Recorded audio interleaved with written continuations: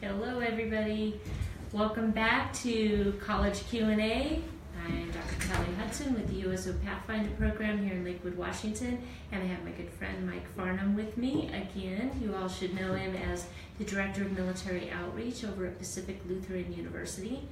And Mike and I were talking with some of our college colleagues and partners, and talking about how difficult it is when you transition out of the military to kind of find your direction, figure out what you want to do.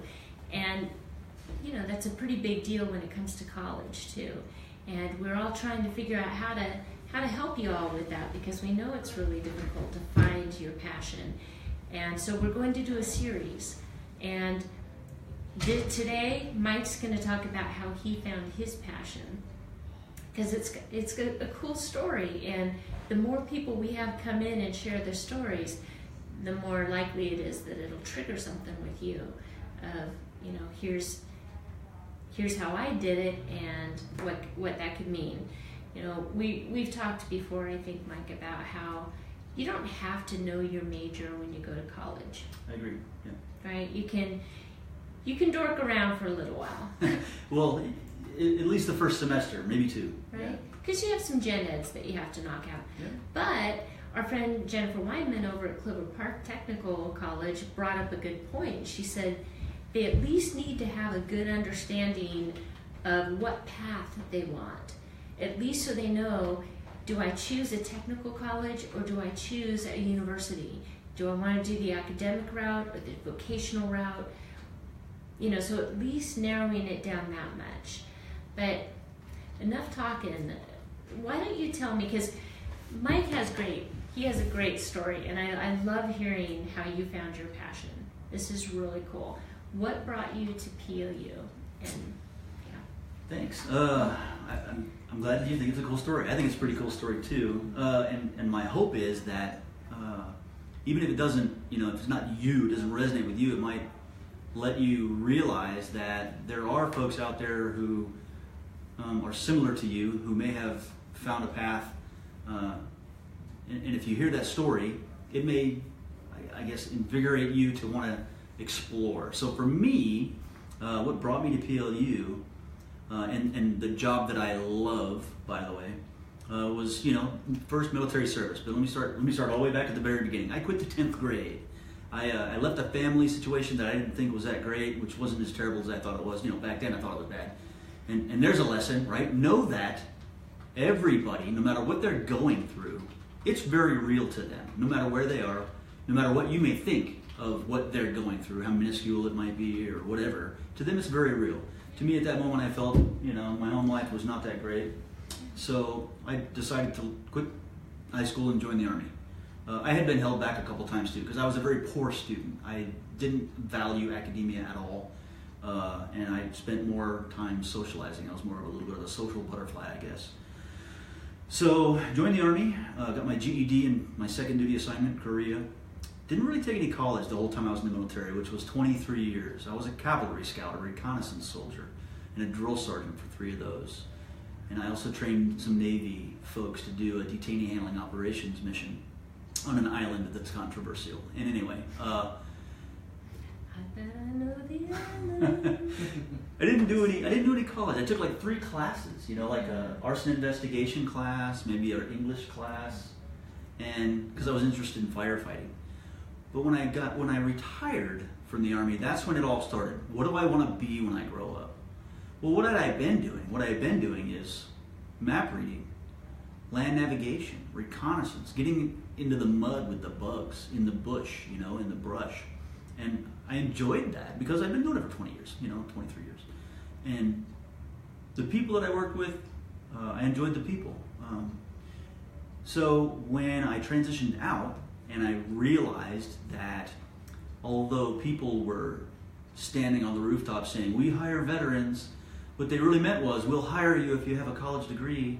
Mm-hmm. So I decided to go to school, thanks to some nudging by a friend of mine. Who's at WorkSource, sorry. And Chip Cormus, great guy, by the way. If you ever meet him, he's a great guy. he helped me get to where I was. So I joined Green River Community College and the Veterans Conservation Corps. That was a program that was kind of put together by Senator Ken Jacobson and Tom Schumacher, who was the PTSD program manager for the Washington State Department of Veterans Affairs back then. So it's a funny story. Tom and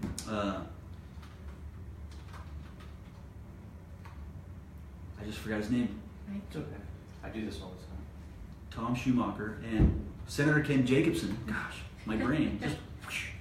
We're having a beer at the Fishtail in Olympia one day, and Tom says, stories like this.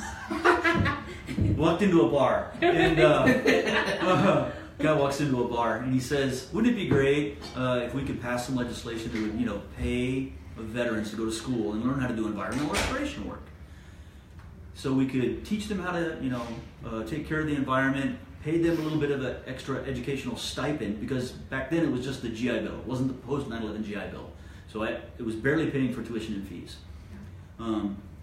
Well, anyway, Ken wrote the legislation and it passed, and it became the Veterans Conservation Corps. So I joined in that first cohort, and I studied natural resources, right? Read that, plants and animals and water and soil, with a focus on geographic information systems, digital mapping, right? I'm fluent in mapping and map reading, land navigation, compass, GPS. So I figured it's a natural, right? I can go into the field with this education. I can go out into the field, which I've been doing my whole military career, in the mud and the bugs, in the weather, which is fine with me. And I can collect data, which is what I was doing as a reconnaissance soldier. I was collecting intelligence on enemy locations and positions and size, activity, location, all that stuff, and reporting it to the commander so that he can utilize his resources on the battlefield in the most equitable fashion. Same thing. I would just go to the field. I would measure trees. I would measure their height, their girth, figure out how much volume of lumber is in them, or I'd check mortality rates, or I'd measure their age, and I would report it up just like I did in the military. And I would use maps and compasses and GPS devices to get me on site, and I would use all the techniques for cross-country travel that I'd used in the military. And maybe I'd get up in the morning, jump into a truck, pack my lunch, head out into the field, do some work, come back. And when the weather's really bad, I can sit behind a computer in an office, right? Mm-hmm. and make my reports. So that was my thought process for my education. Maybe for you it might be because maybe you're a light wheel vehicle mechanic. You either want to continue to go along that educational pathway and become a certified Ferrari technician, I don't know, or a motorcycle mechanic, mm-hmm. or maybe you want nothing to do with mechanics ever again. You don't ever want to have a greasy fingernail again. I don't know. But for me, that's what it looked like. So I went to Green River, loved it, good school. I love the people. The people in the natural resources are very similar to the people in the military that I worked with, very close-knit group, fun-loving, like to party hard and work hard. So when I graduated, let me back up. During the summer, I worked for the United States Forest Service. So I got relevant work experience during the summers instead of going to school. And then I worked for the City of Montesano Natural Resources Department. Loved it. Loved all of that work. A little too hard on an old guy who's service-connected disabled, but I learned some things about myself and about my education and my abilities and where I can fit in. Because the more you do things, the more you find niches that you can fit into, and you find people, and you network, and you learn about. And they see you grow as you're doing this, as you're on this educational pathway. If you're networking properly with industry professionals in the field, they will see you grow, and they will know at the end of your educational pathway kind of where you really fit in, and they'll help you connect with employers or community partners that can help you on your career path and help you find that final place where you're going to fit in really well and be happy. And that's the key. If you're doing something that is your passion, right? What is finding your passion, right? It's a combination of things. It's the things that you're good at, the things that you enjoy doing, the thing that you've been called to do, whatever that, a calling. It's a combination of your, again, knowledge, skills, abilities, experiences. What do you find yourself gravitating to? What do you end up surfing on the internet? What do you like to do that you don't think is anything like work? What do you nerd out on, right? Things like that. And if you're doing that for a job, that's great, because you're not really working. You're getting paid to have fun. So When I graduated Green River, at that moment in my life, I didn't feel marketable enough to land the job that I was looking for, nor did I really know what that job was. So I had some remaining GI Bill. I'd been using my voc rehab, and I found out about, and I lived really close to Pacific Lutheran University, so I explored it, I checked it out. I found out that they had an environmental studies bachelor's degree that was fairly closely aligned with what I'd been studying. It is a little different, but it was similar. And they didn't really have a very large military population there. So, I kind of looked, I explored, and I was like, there's nothing here that says military friendly, so let me ask around and see what's going on. And they were making some moves in that direction. They had a VA certifying official who'd been there for a while. She was great. They had a Student Veterans Association. They did have a handful of military students. So I checked around, and I eventually wrote the president of the university, and I said, let me back up again, sorry. So the Vet Corps, or the Veterans Conservation Corps, the legislation, 2 years later, changed, morphed, went and became the Vet Corps. So the Vet Corps is a program. Did not know that. Yeah. Okay. So the Vet Corps is, and because the Veterans Conservation Corps folks had sort of been doing this anyway, helping other veterans transition into academia, that's where they focus, they shift their focus to. Helping other veterans understand how to navigate the educational pathways. Because most of us who are coming out of the military are enlisted types. We are oftentimes from first-generation college families, so we don't necessarily speak the language of academia. I didn't know the difference between an associate's and a bachelor's, really. I didn't understand graduate versus undergraduate. I'm like, I want to graduate. What are you talking about? Right. So our job was to help veterans and their families and military dependents understand those kind of language, translate militaryese to civilianese, and then help them be successful. Utilize their benefits appropriately. So I wrote the president of the university. At that time was Lauren Anderson, and I said, "You don't have a Vet Corps navigator here at PLU. How about I bring it? It's free to the university. It was then. We pay now." I said, I'll bring it. It's free. So I did. They gave me an office in the diversity center because they figured we were, a small percentage of the student population was military. So they called us diversity. So I set up an office in the diversity center. Great kids, love the place, good environment, very positive, very nurturing, good for us. I ran that for about 2 years. I trained my replacement. Then I graduated. When I graduated, let me back up again, I worked for some more industry organizations that were relevant to my career path. I volunteered with the Nisqually tribe doing some salmon aerial photograph, geospatial referencing, so they could use their aerial photographs on maps and then do analysis of salmon spawning. Was this always in the summer when you weren't in school? So you would think about that now. If there aren't the college classes that you need in the summer, your GI Bill is going to stop. So either you're going to need a job, or you can use that time to build your resume, build your experience. And Mike's a great proponent for that. Okay, if you're not in class, then be building some really great work experience, because otherwise you're going to come out, of your college experience with a degree but nothing to back you up. Exactly. So you were building this portfolio the whole time, right, which is awesome. I'm actually a big proponent of taking that just a little step further. If you can avoid classes in the summer, do that, because you really need the experience. When you get to that other end and you graduate and you are throwing your resume down, folks are going to say, okay, I see you have the education, but where's your experience? Especially if you changed fields. I didn't, but I did get industry-specific training that was more relevant because it was civilian. So I would say do that. When I graduated, actually before I graduated, I ended up working as a student temporary employment program intern at the United States Fish and Wildlife Service in Lacey, Washington. And I loved that job too. It was literally a dream job. I would go in the morning, I worked 4 10s, which meant I had 3-day weekends every week. And so because I love spending time with my family. Yeah. And so I would go in early, earlier than most because I would get my computer fired up. I had the most powerful computer in the place, and I would do GIS mapping. So I had there's like a dozen different divisions that work at the U.S. Fish and Wildlife, and there's biologists and technicians and staff in each of those divisions. And biologists would come to me and they would say, Mike, I need a map. I have probably made over 100 maps for the U.S. Fish and Wildlife, and so if you know anything about the threatened and endangered species in the region, the Mazama pocket gopher, street horned lark, Taylor's checker spot butterfly, all those maps that show where their habitat is, those are my maps. They're in the Federal Register.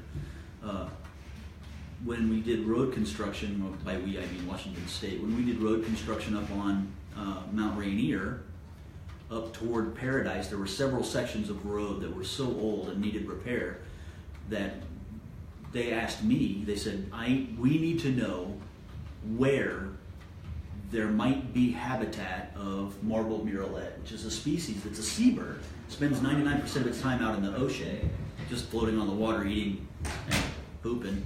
And then when they want to breed, they come fly inland, as many as, several hundred miles inland, and they find a naked crotch of a tree with a bunch of moss on it. They don't make their own nest. They use a depression in a branch of an old growth tree.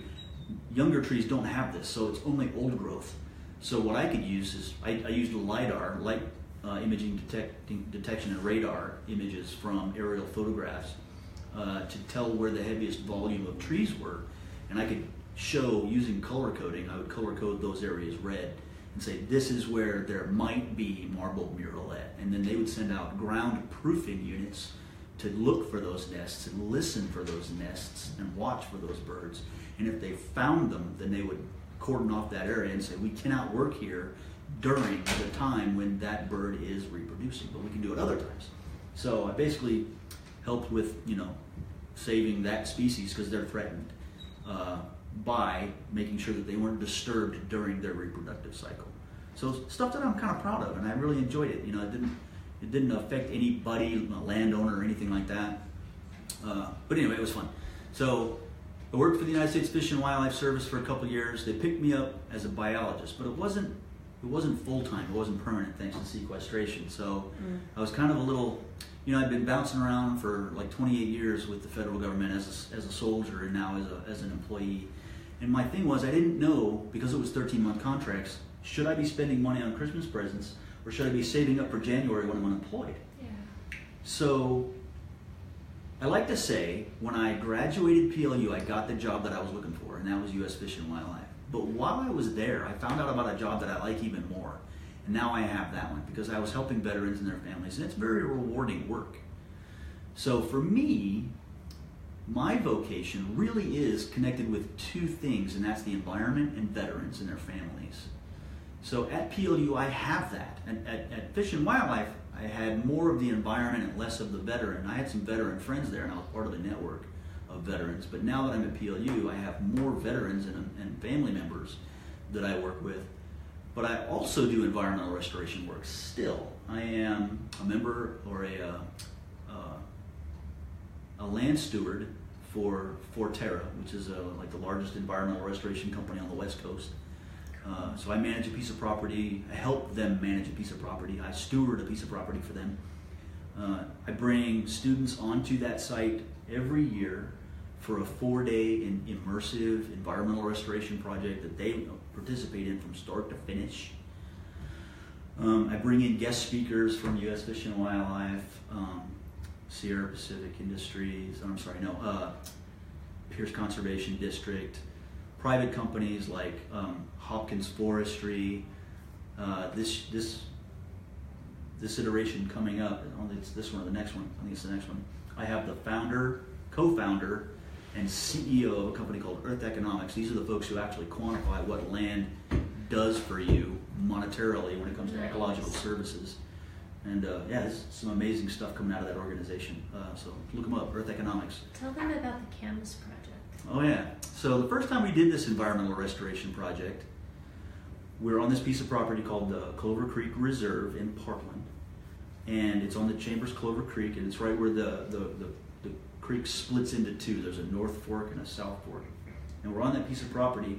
It used to be residential, now it's all It's all just returning to a natural state, an environmental restoration, snapshot in time.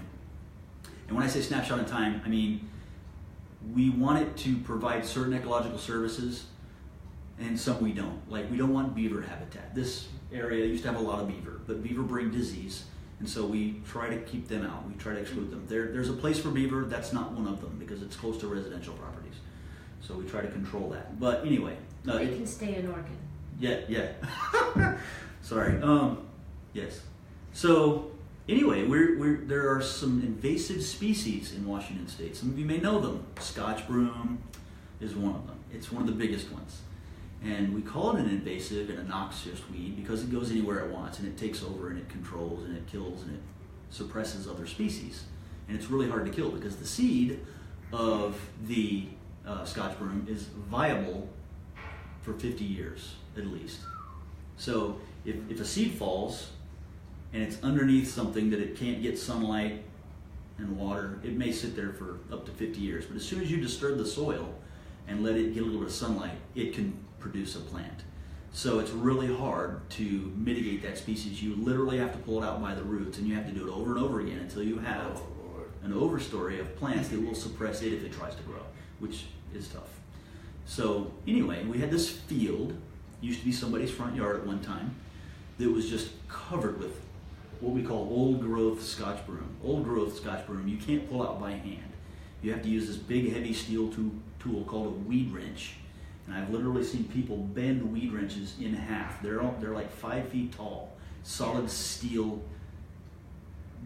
wrenches, tubular steel, this rectangular tube steel. And I've seen people bend them in half trying to pull out Scotch broom. So they really... Scotch broom's pretty hardy. I mean, we're talking big bush, big thick branches, roots.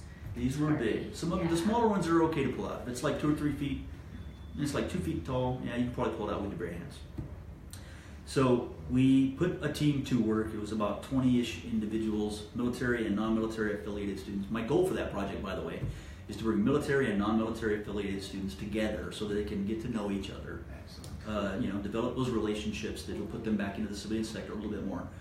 And then also teach them environmental restoration project from start to finish. It's a great resume item. They get a certificate of completion when it's all done, and they know how to do a project like this. So they know community partners, they get to work with people, different organizations, and they learn about the ecological value of keeping pristine, land. So anyway, we put this team to work on this piece of property, and probably a 2-acre plot of land, which is pretty big.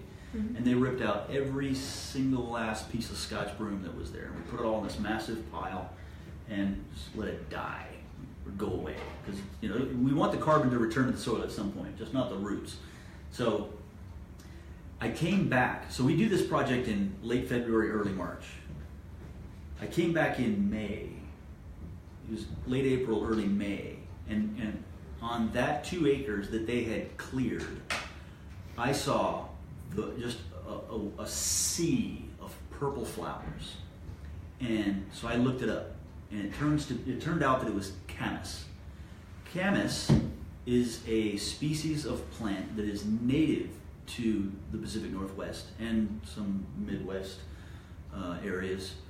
And this plant is second only to salmon as a historic food source for First Nations people, for Native Americans.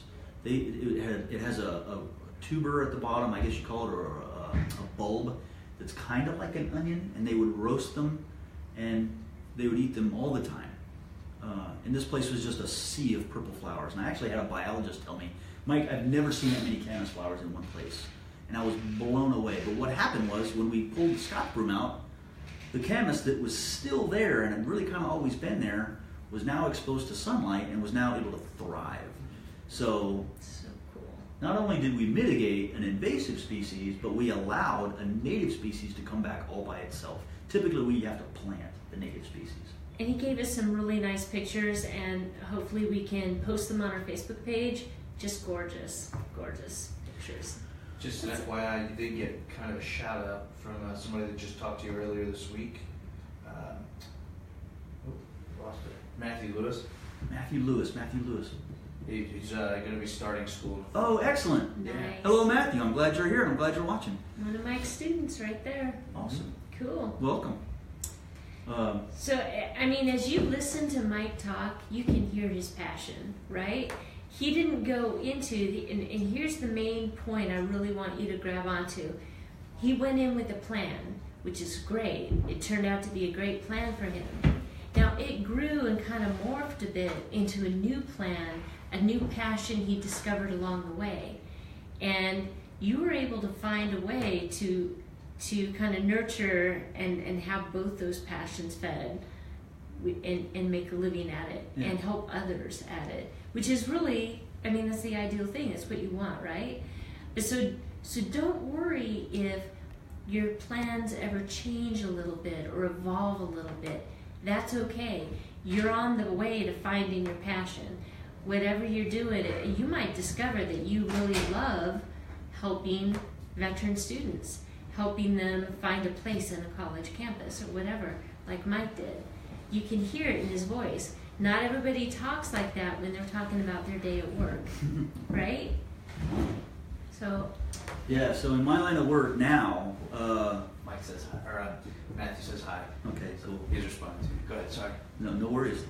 So in my line of work now, the military affiliated students that I get to work with, some of them come in nervous, trepidatious. They don't know, again, just like I didn't know what I wanted to be when I grew up. And you didn't have a good relationship with academics anyway. No.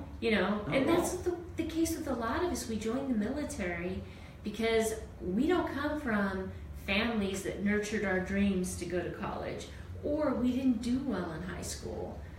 So it's kind of scary, the going back, where they're trying to enter into these hallowed halls of a college. Yeah, right? it's intimidating. Yeah. It is. Scary. You're not sure if you're going to fail or not, Yeah. Well, and for those of you who are feeling that way, I would encourage you to not feel that way. And the reason why I say that is because really, the universities, we want you to succeed. And we will provide you with all the tools that you need to succeed. You just need to access them. You need to utilize them. Here's an example. I had a young man come in. He emailed me. He goes, Mike, I graduated in 2016, so this is 2 years ago. He goes, do I have any employment resources left available to me? And I thought about it for a minute, and I could have said, sure, go call the Career Connections office, right? That's what some people would do. But I said, why don't you come in and let's sit down and have a conversation? So we talked for about an hour. He told me that over the last couple of years, he'd been sending out hundreds of resumes.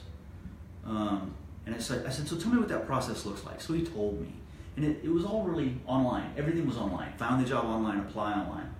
So we talked a lot about how to apply for jobs and about beating the pavement, about getting out there and meeting people, trying to do informational interviews, researching and studying the places that you're going to be going to try to apply to, catering your resume, customizing it to the job posting, right? What does that look like? So you look at the job posting and you see, you got to pull out the keywords, right? We want you to build widgets on a mountain, standing on your head, in the rain, at night, on the weekends, right?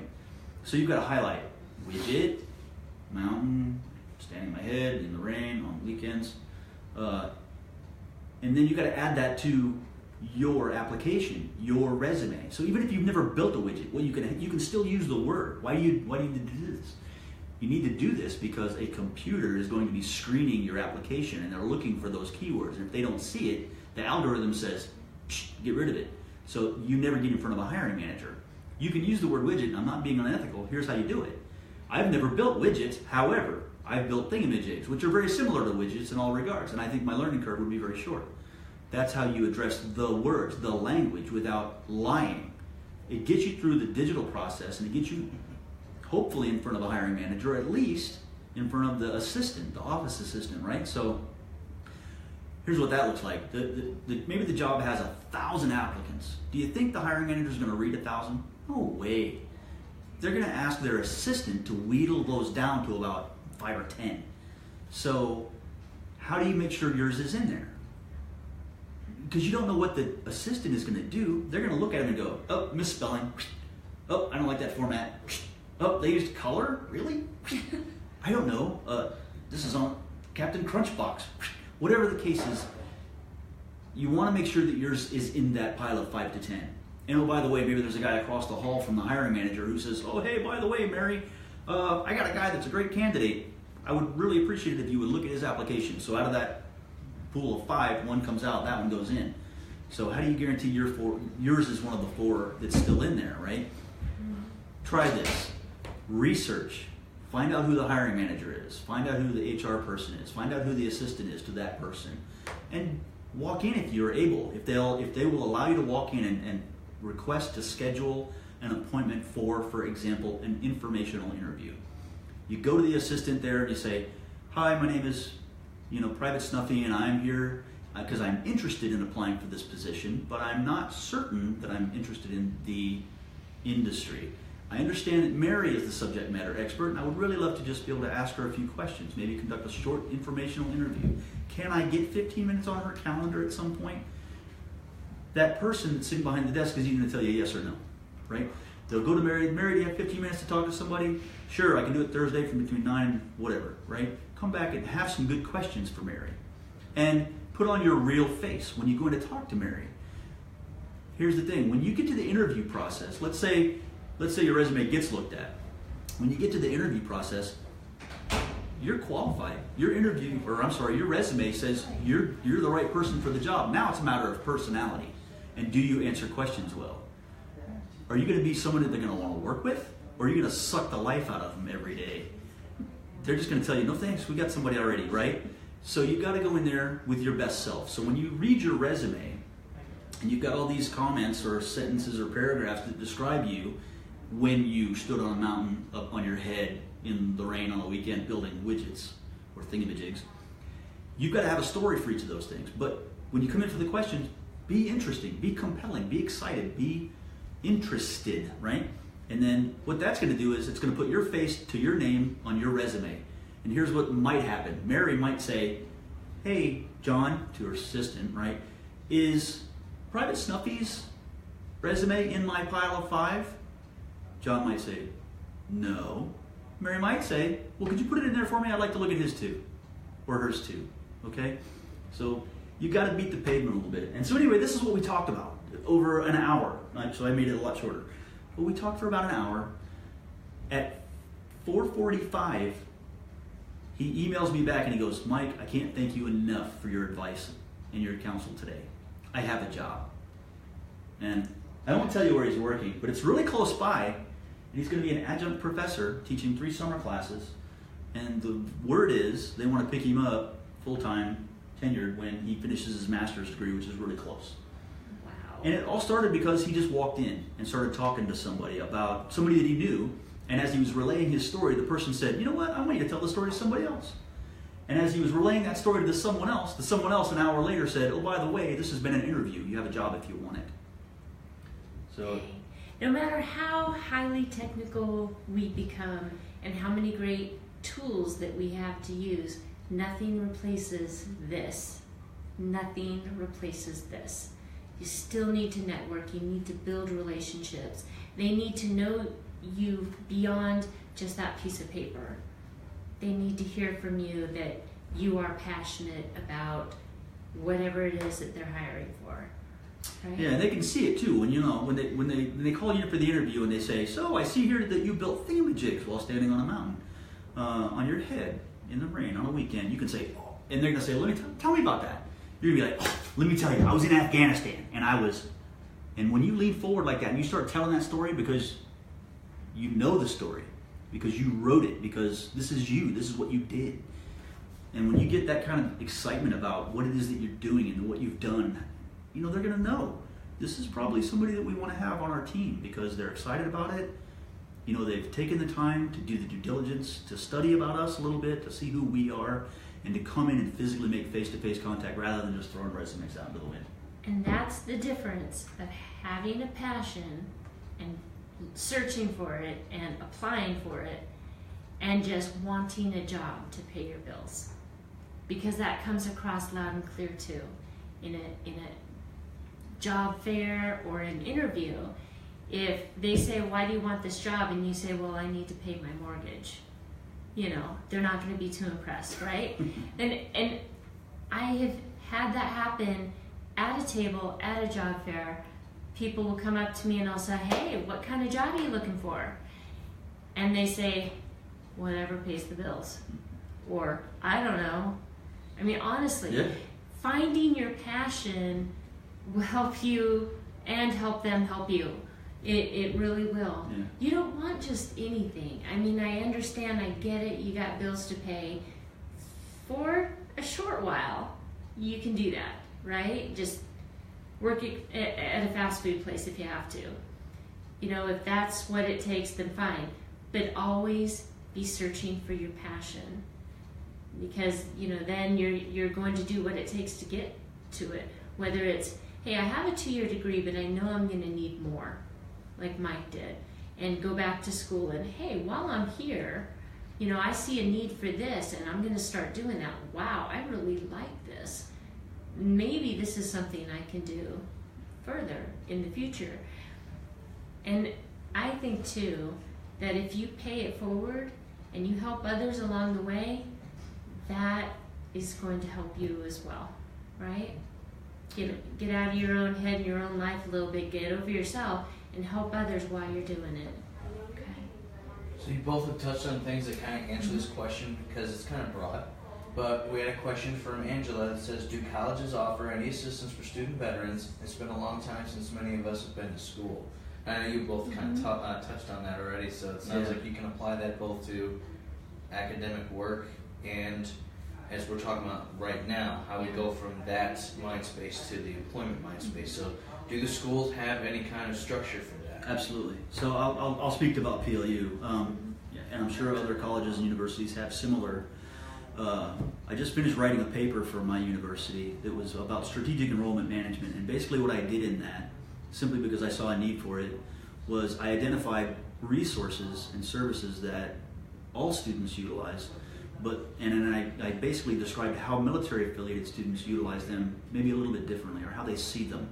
So there was about 30 different resources that we have. For example, a career connections office that can help you find a job, either while you're a student, during the summer, or after you graduate. And there are resources there for you at my university all the time. Just like, I could have referred this gentleman to the Career Connections office. I just wanted to talk to him first.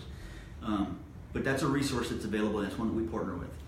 Disability Support Services Office, Counseling Center, Academic Assistance, which is like tutoring and drop-in labs, which, oh, by the way, if you don't use academic assistance, tutoring, and drop-in labs, then you're doing yourself a disservice, because it's not for dummies, and it's not for people who are failing, it's not for people who are struggling, it's for anybody and everybody who wants to achieve a higher grade than they might have on their own. So if you want a high GPA, which I recommend, then utilize that resource. But we have, again, like 30 plus different resources. And when it comes to the career, for example, when I do my onboarding, which is, oh, by the way, a process I'm still tweaking because I've been here 4 years and it's still not perfected.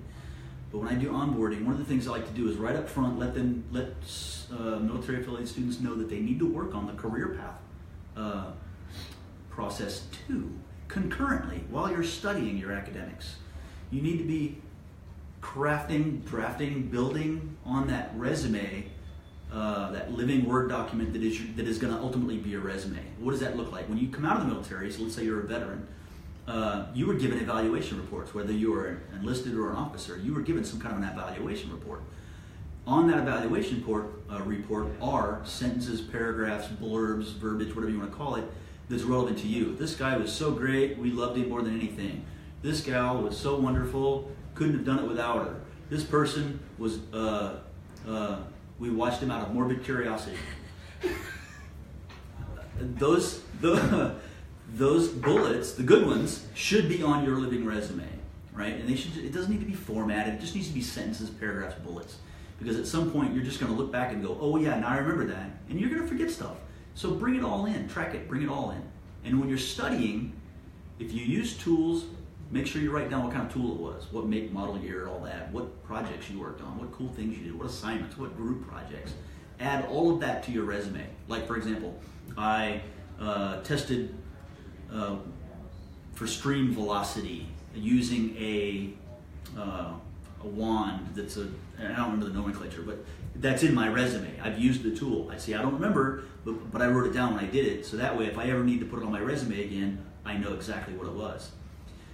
So those are the kind of things that I recommend that you do. And then, like we were talking about earlier with regard to summers and maybe even J-term, at PLU, you can come to school in January because there's classes, but if you're enrolled spring and fall, which sandwich the J-term, you get to come for free. So you don't need to certify your GI Bill benefits. You'd be wasting a month of benefits if you did it. But if you're strapped for cash, you need to do it in order to get the housing allowance to make ends meet. And then in the summer, like we were talking about, PLU, we have classes June and July, but not August. So if you're trying to go to school every single month so that you can pay bills, you're not getting it in August. You need to find a job. It's hard to find a job for 1 month. It's a lot easier to find a job for all 3. So that's why I recommend don't come to school if you can do it at PLU, because like nursing students have to go, some other programs might have to go, but for the most part, you don't have to come in June and July. Don't.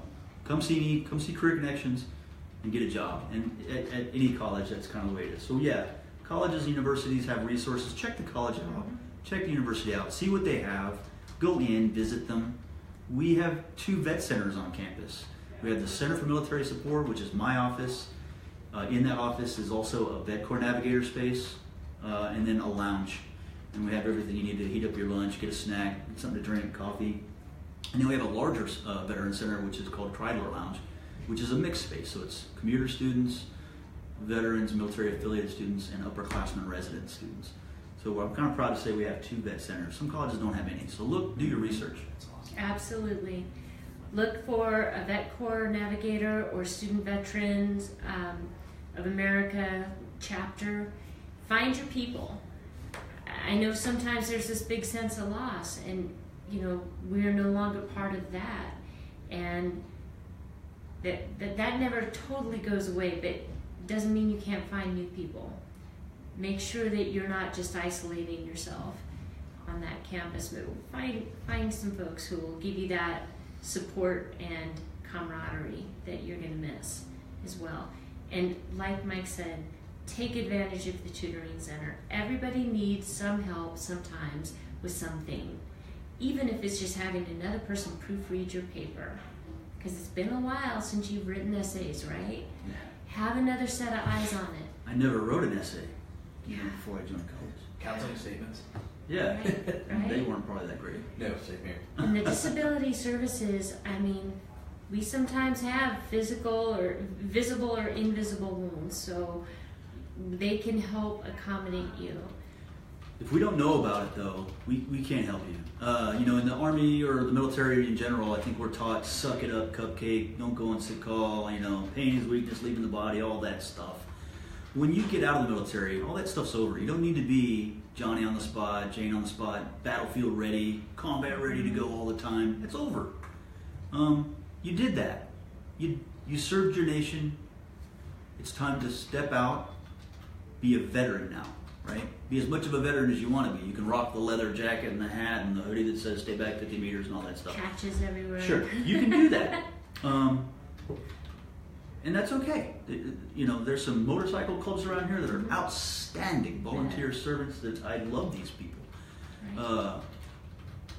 Or you can be the gray man or the gray woman that just kind of doesn't look like a veteran, right?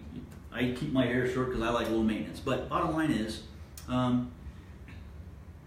take care of yourself. Now it's time to take care of yourself. Okay? It's time to go to sick call. It's time if you have PTSD, diagnosed or undiagnosed, if you have traumatic brain injury, military sexual trauma, you name it, whatever your malady is that's keeping you from focusing on your academics, get some help. I had an anger management issue when I got out. Right before I got out, actually, I got help. So I was an angry guy. And I was driving home one day, and this guy cut me off on a motorcycle. Pulled in front of me, made me slam on my brakes. So he could pull over and talk to some cat on the side of the street. Well, as I drove by, I gave him the look, to which he gave me the finger. So I slammed on my brakes and I got out of the car, and I was going to go give him the good news, right? Most of you know what that means. Well, when he took off on his motorcycle, I left his poor friend standing there. I asked his friend what was his problem, and he was like, I don't know, but I don't want any. And I'm like, all right, so I got back in my car, because it wasn't his fault. But it dawned on me at that moment, what if that guy had been strapped? What if he was carrying something? And I could have been shot. I wasn't back, and I just come from the unit, you know. You don't carry on base. Well, at least you're not supposed to. And yeah, I realized at that moment that I had a little bit of an anger management. I shouldn't have done that. I should have just, you know, drove on. Anyway, so I went and I saw some folks.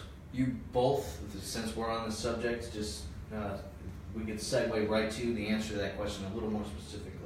Patrick asks, do disability services accommodate conditions not necessarily diagnosed by a physician, i.e. invisible wounds?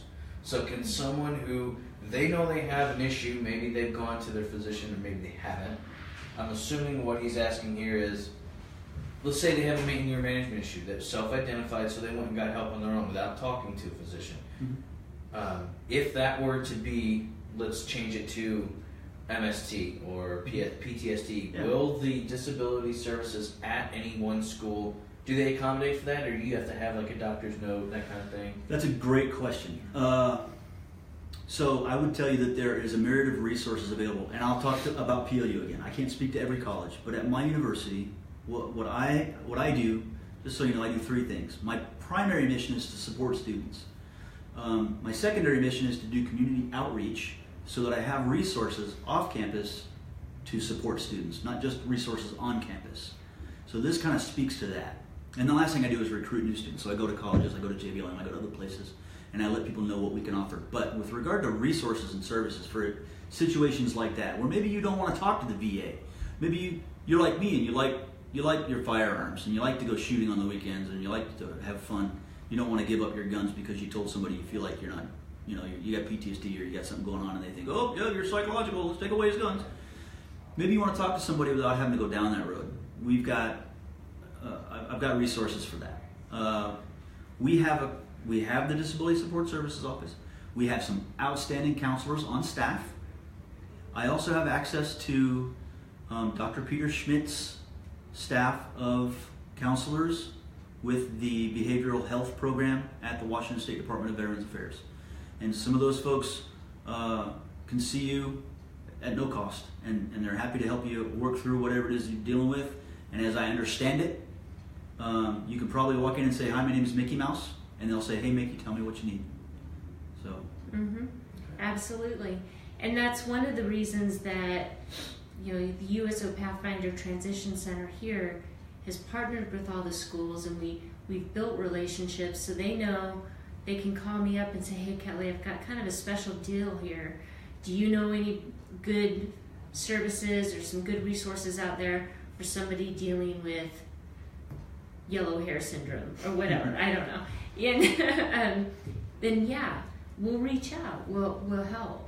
That's what veterans do. We help each other. We're gonna find something for you. Here's another one for you. So, you know, we don't just have staff, people that we can point you to, carry you to. So, for example, something that I have coming up on my campus, May 1st and May 2nd, is 2 training sessions over 2 days. So there's one for caregivers in the morning and then veterans in the afternoon, or vice versa. And it's flipped on the second day. So if it's veterans in the morning, caregivers in the afternoon, then it's caregivers in the morning, veterans in the afternoon on the next day. And we do that by design because we know some people can only make it in the morning or the afternoon, and some people can only make it on a Monday, Wednesday, Friday, or a Tuesday, Thursday. So, but this program is called Post-Traumatic Growth, and it's put together by some folks here in the local area. Mark Fisher, I'm going to forget, Bob Topping worked on this. Cindy, I'm sorry, Cindy, I forgot your last name. But bottom line is they're bringing this post-traumatic growth. Post-traumatic growth is the name of the program. Tedeschi and Calhoun are 2 doctors back east who coined the phrase post-traumatic growth. It is in my opinion, it is the out to PTSD, right? I don't know if I mentioned this last time I was here. Jerry White, who is like, and forgive me, Jerry, for slaughtering your title, but he's like the Assistant Deputy Secretary of Conflict Resolution or something like that. He came to PLU and he was giving a presentation, and I drove him over to the Lakewood VA hospital to give his presentation over there and meet with some folks. And while we were driving, he said something to me that shocked me a little bit. He goes, the way we handle veterans in this country is unsustainable. And when he said that, what my brain heard was him regurgitating something that I thought he heard on the Hill. And if he's hearing that on the Hill, What does that mean about my benefits as a disabled veteran? What happens to my retirement and my compensation pay for my disabilities because I can't dig ditches anymore? What's that going to do to me? So I asked him, Jerry, what do you mean by that? And he goes, well, it's with regard to PTSD. We label you, figure stamp on your forehead, you have PTSD. Here's a bag of meds. Go sit on your couch, watch NASCAR, eat Cheetos, drink beer. Zombie cocktail, they call it. Yeah. Here's your zombie cocktail. That's your lot in life. And that's it. There's no out. There's no escape, right? You have PT. You get to wear that hoodie that says dysfunctional veteran, stay back 50 meters, right? There is an out, and it's called post-traumatic growth. And if you're in college or you're looking at college, you're on that route. It looks like you doing the things that you need to do to treat the cause. Pills treat the symptom, right? Treatment, forward movement, activity, purpose, direction, motivation, drive, all that treats the cause. The more you talk about what happened to you, the more you work on it using tools and resources provided by professionals who devote their lives to helping you, the more you do these things, the more you're going to find the out. The more you're going to get past it. And, oh, by the way, the more you're going to be able to find out how to help others who are struggling and suffering like you are or have been. And I don't know about all of you. It's not always easy for me to think about talking to a counselor, but I can talk to other vets, right? It's a lot easier to talk to somebody who knows, who's been there. And so there are a lot of great peer support groups around here. PTSD Foundation of America, Josh Rentschler, he's doing some amazing stuff with some male and female peer support groups. It's fantastic. I don't know, my first experience with a counselor, I finally made myself take a day off work. Because when I went to Iraq, I was a reservist. So you go alone, you come back alone. And your employer's pissed and wants you to get back to work, right? So you just dive right back in and you're like, I know something's wrong. So I went to a counselor and I got some woman on the Navy base and she's like, so, did you meet very many men over there?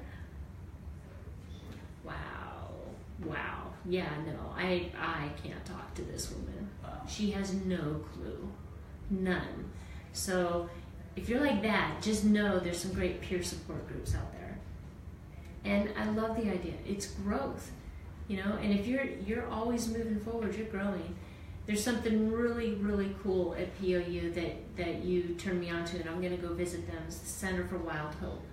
They have a whole building devoted to this, to finding your passion. I don't know if it's a whole building, but yeah, they have a program. The whole program. I haven't visited yet. In my mind, it's a whole building. But, it's all about helping you find your passion.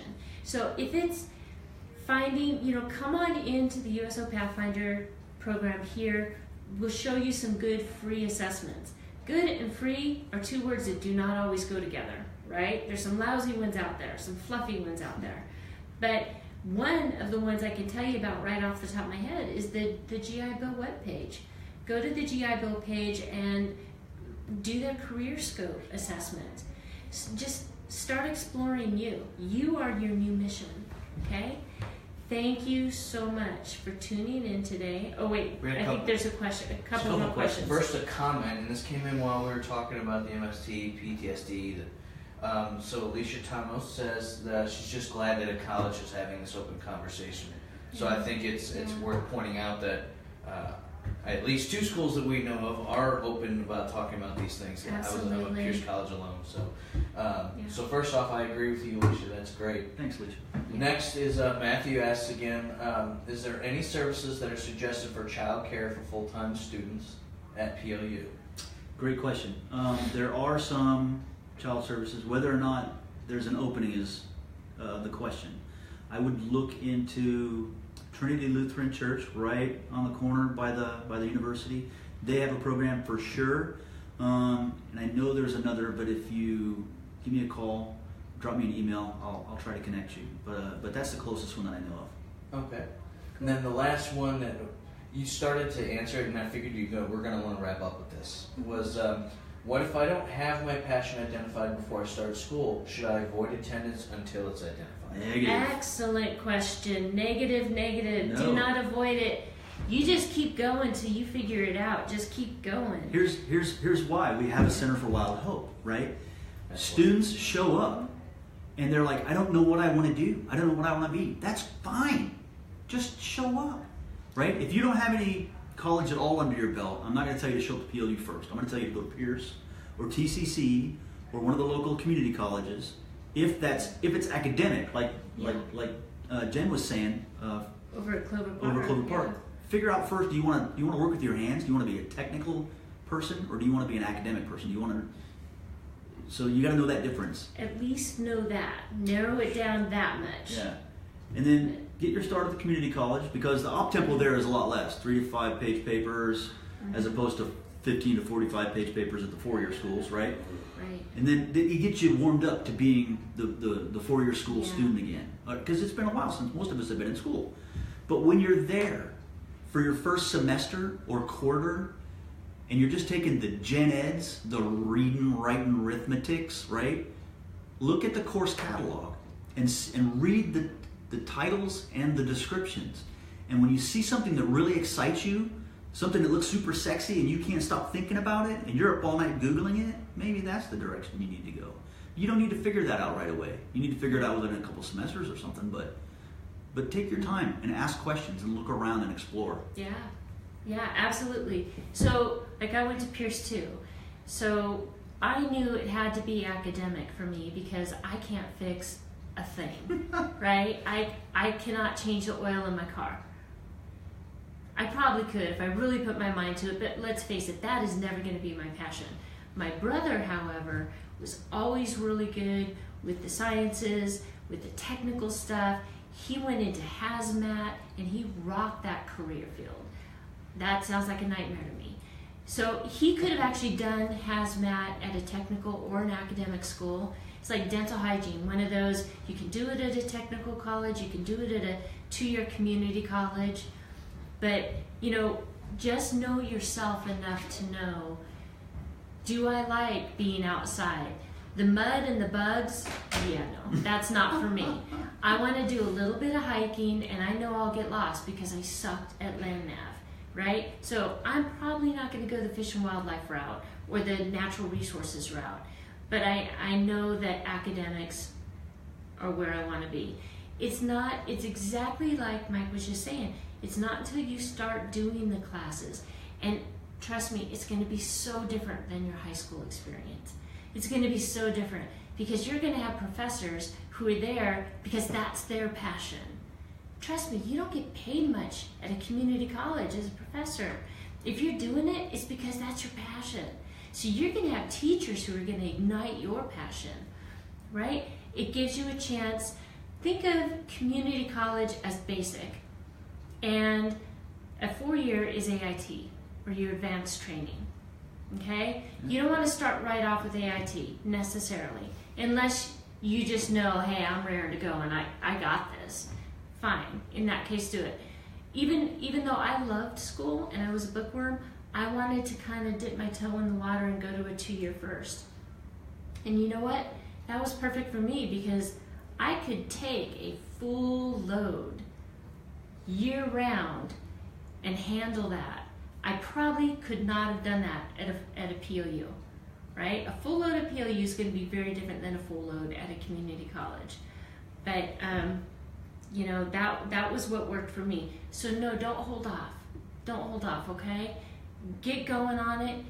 Come to us. We'll help you out.